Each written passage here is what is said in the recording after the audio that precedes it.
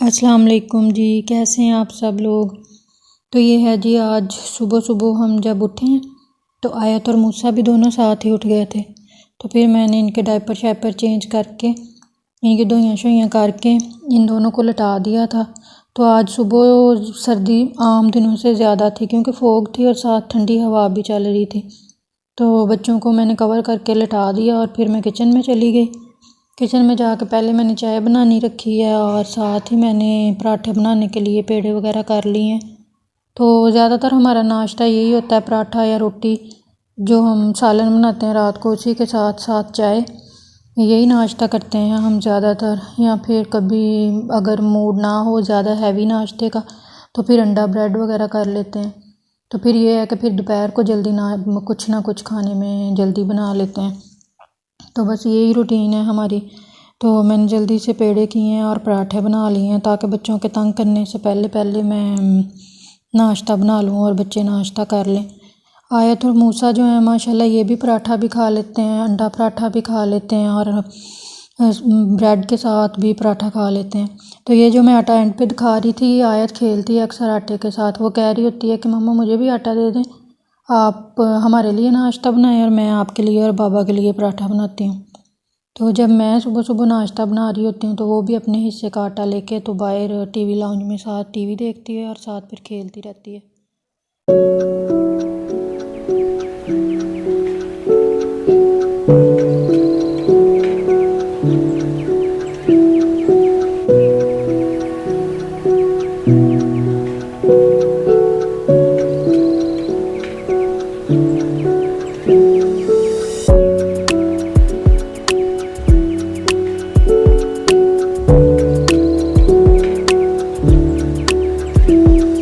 अच्छा, पता नहीं ये सबके साथ होता है या मेरे साथ होता है कि मैंने अगर 5 पराठे बनाने हो तब भी मुझसे एक ही उसमें से टूट जाएगा लास्ट वाला, और जब मैंने 2 पराठे बनाने हो तब भी। तो जब मैं सुबह नाश्ता बनाती हूँ तो मुझसे पराठा ज़रूर टूटता है, पता नहीं ऐसा क्यों होता है। तो मैंने जल्दी से पराठे बनाए हैं, चाय बनाई है, चाय बना के साइड पे की है और मैंने जल्दी जल्दी से फिर तभी ना ओवन वगैरह थोड़ा साफ़ करने वाला था वो साफ़ किया है, शेल्फ़ वगैरह साफ़ की है और करके, और चूल्हा वगैरह साफ़ करके सारा काम मतलब ये कर लिया क्योंकि अभी बच्चे खेल रहे थे और वो कुछ टीवी देख रहे थे और साथ अपना दोनों एक दूसरे के साथ खेल रहे थे।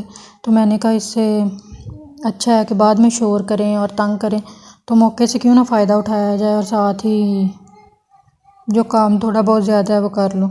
तो फिर मैंने साथ ही ओवन वगैरह साफ़ करके शेल्फ़ें और जो चूल्हा था वो साथ ही साफ़ कर लिए, और साफ़ करने के बाद मैंने फिर नाश्ता शुरू किया था। फिर नाश्ता करके फिर मैंने बर्तन वगैरह इकट्ठे कर दिए। तो नाश्ता करने के बाद बर्तन इकट्ठे करके पहले फिर मैंने सफाई वगैरह की थी और फिर बाद में मैंने बाकी किचन का काम मतलब बर्तन बाद में धोए थे, क्योंकि जब किचन साफ़ हो तो फिर आधी तसल्ली ये हो जाती है कि चलें जी किचन साफ़ है, बर्तन धोने वाले हैं तो बर्तन बाद में भी धोए जा सकते हैं, बाद में धो लेती हूँ। बच्चे या तो दोपहर में थोड़ी देर सो जाते हैं या फिर अपनी दादों के घर चले जाते हैं। अगर सो रहे हों तब भी, अगर दादों के घर चले जाएं तब भी तो मुझे मौका मिल जाता है। फिर ज़्यादातर काम मैं तभी निपटाती हूँ क्योंकि बच्चों के साथ माशाल्लाह दोनों एक जैसे हैं, तो बच्चों के साथ काम करना बहुत मुश्किल हो जाता है।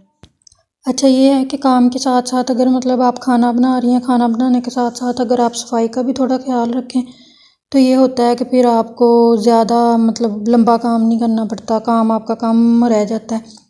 लेकिन इसमें यह है कि सिर्फ हाउसवाइफ अगर मतलब वो बीवी है तब भी, अगर वो माँ है तब भी, तो दूसरे घर वालों को भी थोड़ा बहुत साथ देना पड़ता है कि अगर वो जहाँ से चीज़ उठा रहे हैं वहीं रख दें, या वो भी साथ सफाई का ख्याल रखें अपने कपड़ों और जूतों वगैरह का।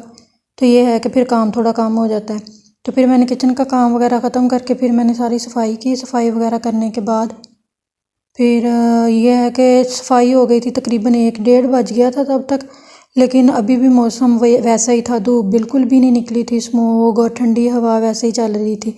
आज पूरा दिन तकरीबन मौसम ऐसा ही रहा है, मतलब सही से धूप नहीं निकली, ना सही से रोशनी हुई है, थोड़ा धुंधला धुंधला सा मौसम रहा है, वो सिर्फ स्मोक की वजह से।